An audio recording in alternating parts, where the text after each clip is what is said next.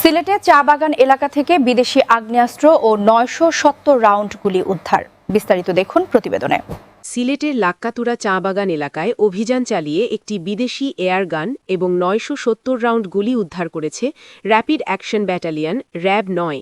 গোপন সংবাদের ভিত্তিতে গত রাতে এই বিশেষ অভিযানটি পরিচালিত হয়।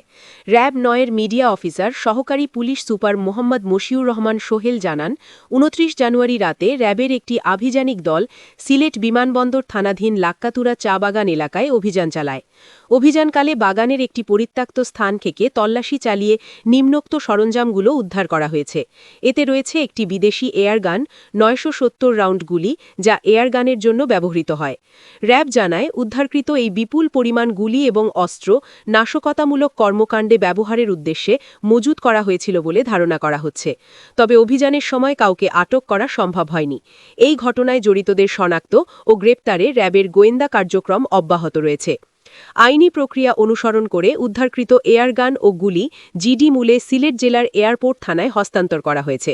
উল্লেখ্য, ৫ আগস্ট ২০২৪ পরবর্তী সময়ে র্যাব ৯ সিলেট বিভাগ ও ব্রাহ্মণবাড়িয়া জেলায় আইন শৃঙ্খলা রক্ষায় ব্যাপক তৎপরতা চালিয়ে আসছে। এ পর্যন্ত তারা ৪০টি দেশি বিদেশি আগ্নেয়াস্ত্র, ১০৪ রাউন্ড গুলি, ৫টি ম্যাগাজিন, ১১,৭৪০ গ্রাম বিস্ফোরক সহ বিপুল পরিমাণ দেশীয় অস্ত্র ও গোলাবারুদ উদ্ধার করেছে।